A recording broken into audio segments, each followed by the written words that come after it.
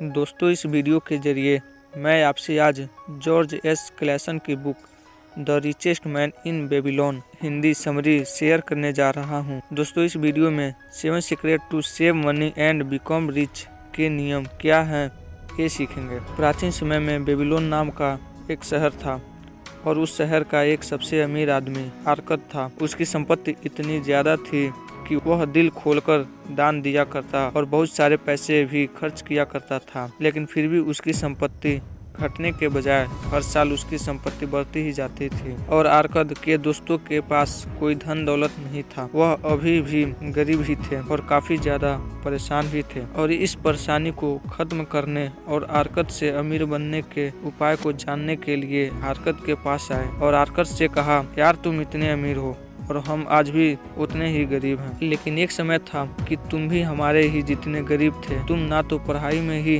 तेज थे और ना ही खेल में। तुम वह सभी काम किया करते थे जो हम करते थे, लेकिन आज तुम इतने अमीर कैसे बन गए। इस बात पर आर्कद ने कहा कि अगर तुम लोगों को आज इस पैसे की दिक्कत है तो इसका कारण यह है कि तुम दौलत को बढ़ाने का नियम नहीं सीखा, और यही नियम मैंने अल्गामिस से सीखा है और उसी नियम के बदौलत मैं आज इतना अमीर हूँ। वह अपने दोस्तों को बताते हुए कहता है, अल्गामिस ने मुझे बताया था कि हमें अपनी कमाई का एक हिस्सा खुद रखना चाहिए। अगर हम ऐसा करते हैं तो हम जल्द ही दौलत की राह पर आगे पहुंच जाएंगे, चाहे हमारी आमदनी कितनी ही कम क्यों न हो। मतलब हमारी बचत हमेशा 10% होना चाहिए और पहले खुद को पे करो और बची हुई कमाई से अपना खर्चा चलाओ। इसके बाद अल्गामिस ने बताया, जो पैसा तुम सेव कर रहे हो उस पैसे को इन्वेस्ट करते जाओ। और हाँ, इन्वेस्ट करने से पहले तुम जिस क्षेत्र में पैसा इन्वेस्ट करने जा रहे हो उस क्षेत्र के एक्सपर्ट से जानकारी प्राप्त करके भी पैसे इन्वेस्ट करो, जिससे तुम्हारा इन्वेस्ट किया पैसा बढ़ता रहेगा। यह बताने के बाद आर्कद ने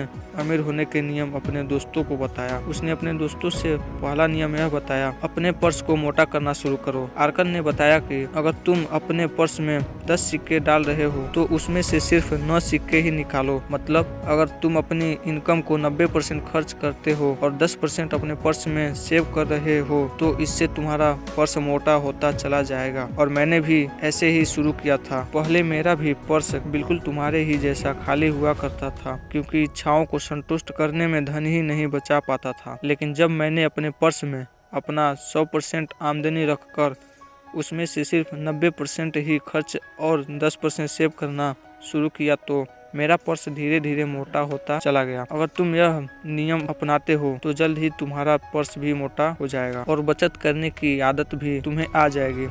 दूसरा नियम, अपने खर्च को नियंत्रित करो। आर्कद ने अपने दोस्तों से कहा, सुनो, हमारे खर्च हमेशा हमारी आमदनी के अनुपात में बढ़ते ही रहेंगे जब तक इन्हें रोकने की कोशिश न करें। आवश्यक खर्च और अपनी इच्छाओं के फर्क को नजरअंदाज मत करें। आपकी आमदनी से आपकी जितनी इच्छाएं संतुष्ट हो सकती है, आपकी और आपके परिवार की इच्छाएं उससे कहीं ज्यादा होती है, और उन इच्छाओं की संतुष्टि के लिए आपकी आमदनी कम पड़ जाती है। अपनी जीवन शैली और खर्च की आदतों के बारे में अच्छी तरह सोचें। ऐसा करने पर आपको कुछ ऐसे भी खर्च देखने को जरूर मिलेंगे जिसे कम या खत्म किया जा सकता है। इसलिए यह लक्ष्य बनाओ कि जिस वस्तु पर तुम खर्च कर रहे हो तो उस खर्च से तुमको 100% संतुष्टि मिले तो ही खर्च करो। तीसरा नियम, अपने धन को कई गुना बढ़ाओ। आर्कद ने बताया, देखो, पर्स में रखा धन अच्छा लगता है और कंजूस आदमी को संतोष तो देता है, परंतु यह आमदनी को बढ़ाता नहीं है। अपनी इनकम में से धन बचाना तो सिर्फ शुरुआत है, और इस बचत से जब पैसा आए उससे हम दौलतमंद बनते हैं। संपत्ति पर्स में खनखना रहे सिक्कों से नहीं बनती, संपत्ति तो इन्वेस्ट से प्राप्त आमदनी से बनती है।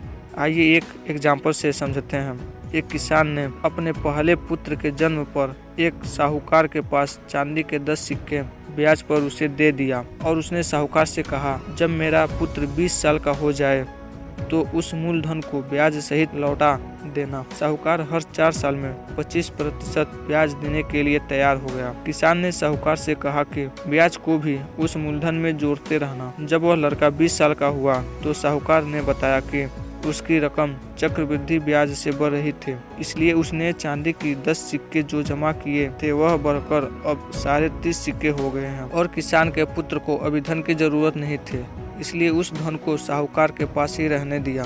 जब किसान का पुत्र 50 साल का हुआ तो साहूकार ने हिसाब चुकता करते हुए उसके पुत्र को चांदी के 175 सिक्के दिए। कंपाउंडिंग इंटरेस्ट के वजह से किसान का धन लगभग 17 गुना बढ़ गया। इसलिए पर्स में पड़े सिक्कों से मेहनत करवाते रहें जब तक कि ये और सिक्के पैदा न कर दे। नियम 4, अपनी पूंजी की रक्षा करें। निवेश करने का पहला सिद्धांत है आपके मूलधन की सुरक्षा। अगर जहां मूलधन चले जाने का खतरा हो तो क्या ज्यादा कमाई के लालच में पड़ना समझदारी है? मुझे तो इसमें जरा भी समझदारी नहीं नजर आती। आप अपनी राय कमेंट में जरूर बताइए। अगर आप इतना बड़ा रिस्क लेते हैं तो इसका परिणाम यह भी हो सकता है कि शायद आपकी निवेश की हुई संपत्ति आपके पास लौटकर न आए। जल्दबाजी में अमीर बनने के चक्कर में गलत दिशा में न जाएं और अपने समझदारी से अपनी पूंजी को ऐसी जगह पर निवेश करें जहां उसके डूबने का खतरा ना हो। नियम 5, अपने घर के मालिक बनो। आर्कन ने अपने दोस्तों को 5वां नियम बताते हुए कहा, बहुत से लोग ऐसे हैं जो किराए का घर लेकर रहते हैं और हर महीने किराया देते हैं। कई बार उनके दोस्त कहते हैं कि किराया देने की जगह अपना घर खरीद लो। जितना किराया दे रहे हो उतना किस्त दे देना, घर तो अपना हो जाएगा। लेकिन जल्दबाजी में घर खरीदने से हानि भी हो सकती है, क्योंकि घर खरीदते समय बहुत सा अपना पैसा लगा देते हो और साथ में लोन भी ले लेते हो, जिससे आपका बैंक बैलेंस कुछ भी नहीं रहता और आप बहुत सालों तक उस लोन को भरते रहते हो और ब्याज लगने की वजह से आपको वह घर दुगना महंगा पड़ जाता है। इससे अच्छा होगा कि आप कुछ सालों तक एक बहुत ही कम किराए वाले घर में ही रह लें और जिस पैसे से घर लेने जा रहे हो उसे 10 या 15 साल के लिए FD या PPF करवा लें और जब पैसा डबल हो जाए तब घर ले लें। इससे आपको लोन नहीं लेना पड़ेगा। या फिर आप कहीं पर जमीन ले सकते हैं, कुछ समय बाद उसकी कीमत बढ़ जाएगी, तब आप उसे बेच या उसी पर अपना मकान बना सकते हो। कुछ लोग अपने घर को 2-3 मंजिलें बनवाकर किराए पर दे देते हैं, जिससे वे काफी इनकम कर लेते हैं।